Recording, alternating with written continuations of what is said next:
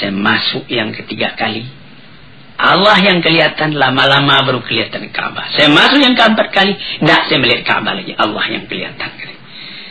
Ini perkataan ahli-ahli tasawuf ini kalau kita dalami, kita alami, kita dalami dan kita alami akan terasa dalam hati. Mata melihat alam, hati melihat Tuhan.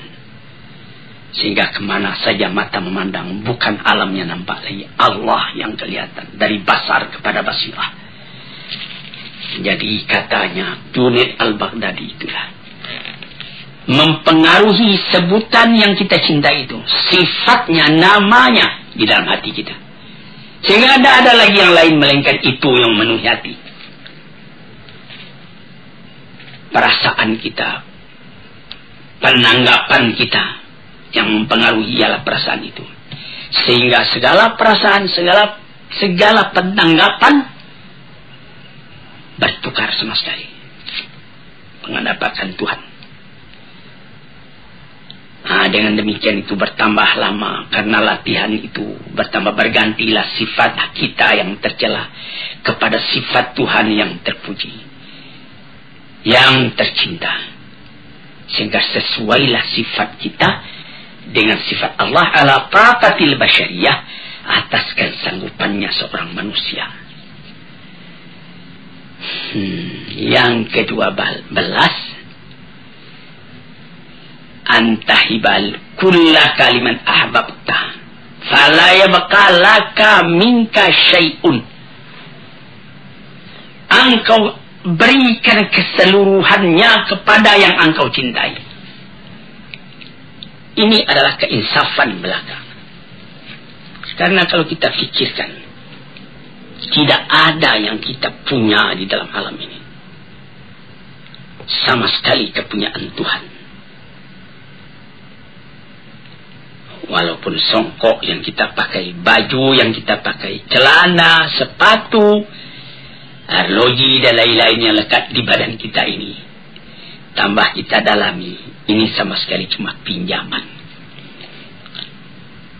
Dengan takdir dan dengan izin Allah subhanahu wa ta'ala, saya bikinlah gubuk-gubuk saya di Kebayoran Baru.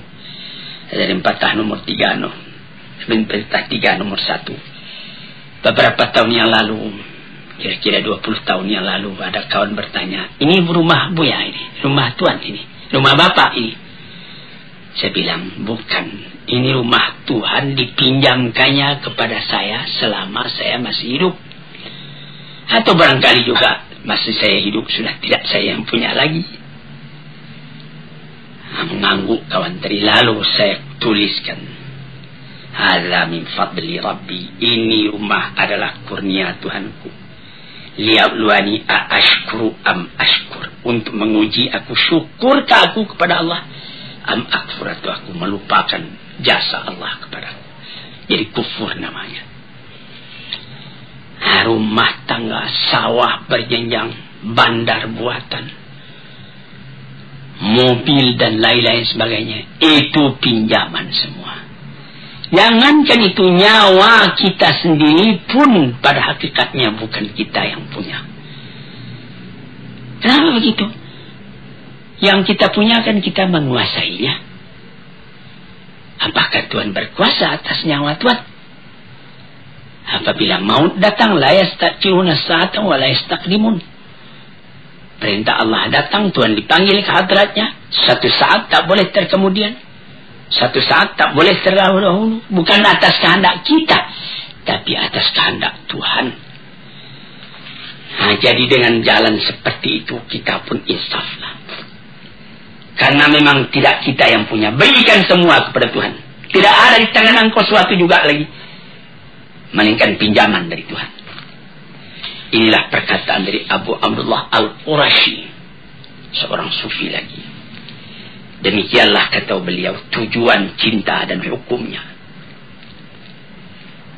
Berikan iradat engkau, kemauan engkau, kehendak engkau, perbuatan engkau, harta engkau, waktu engkau kepada Allah, kepada yang engkau cintai.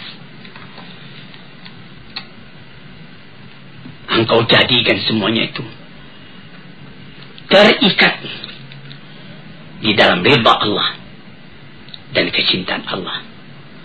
Tidak ada engkau mengambil untuk diri engkau sendiri kecuali apa yang diberikan oleh Allah. Dengan keinsafan ini pinjaman. Fata'khudahu ma minhu lahu. Engkau boleh ambil itu semua dengan tidak engkau lupakan bahwa ini cuma pinjaman. Yang ke-12, antamhu minal qalbi ma siwal mahbub. Ini perkataan Shibli. Tadi itu ada perkataan dari Abdullah Al-Tusturi, Sahal bin Abdullah Al-Tusturi. Ada perkataan Junaid Al-Baghdadi. Ada perkataan Abdullah Al-Qurashi. Sekarang perkataan Shibli. Apa kata beliau? Antam huwa minal qalbi ma siwal mahbub. Hapuskan dari hati selain dari yang kita cintai. Jadi la ilaha illallah dilanjutkan lagi. Apa lanjutnya? La maujud illallah. Tapi di sini juga lebih mendalam ini. Kalau tidak hati-hati nanti kita bisa jadi wahdatul wujud. Tapi jangan mesti sampaikan. Yaitu tidak ada yang ada ini kecuali Allah punya. Aku sendiri pun dia yang punya. Kalau kita punya cinta sejati kepada Allah mau didudukkan, inilah kesempurnaannya, kata Shibli. Selama dalam hati ada sisa lagi tempat buat yang lain, cinta itu sudah meragukan. Ini yang ke-12. Yang ke-13, iqamatul itabi 'ala dawam. Tegakkan penyesalan selalu. Tegakkan penyesalan selalu. Apa maksudnya? Allah tazala atiban ala nafsika fi marbatil mahbub wa la tarda lahu fiha amalan wala halan. Yaitu engkau selalu menyesali dirimu.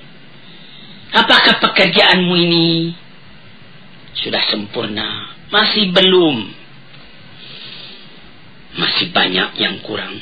Nikmat terlalu banyak sebagaimana di dalam nomor 7 dulu, istiqlalul kathir min nafsika wa istiqsarul qalil min habibika. Memandang sedikit walaupun banyak yang engkau kerjakan.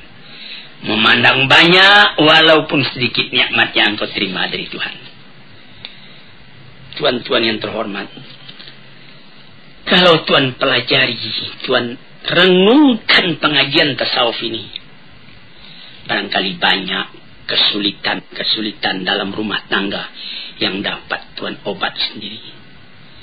Saya hampir tiap petang orang datang ke rumah saya, mengadakan konsultasi, menanyakan keadaannya, menyebut kesusahannya dan lain-lain sebagainya. Ada yang mengatakan, saya sudah menjalankan fatwa Bapak. Saya sudah tahajud kalau malam. Kalau siangnya saya sudah sembahyang duha sampai 8 rakaat. Saya sudah mengerjakan sembahyang tobat hampir saban hari. Saya sudah mengerjakan sembahyang tasbih dan lain-lain sebagainya. Apakah itu sudah sempurna? Disinilah kaji yang ke-13. Selalu tanyai diri. Karena menurut yang saya terima dari guru saya, ayah saya, Syekh Abdul Karim Amrullah, beliau mengatakan dalam riwayat yang beliau baca, Sayyidina Abu Bakar Siddiq itu badannya kurus, matanya cekung, perutnya kempis. Lalu ditanyai orang, inilah yang beliau anukan. Selalu menyelidiki diri, menyesali diri masih kekurangan. Belum tercapai apa yang dikehendaki oleh Tuhan yang dicintai. Pandang diri ini kecil.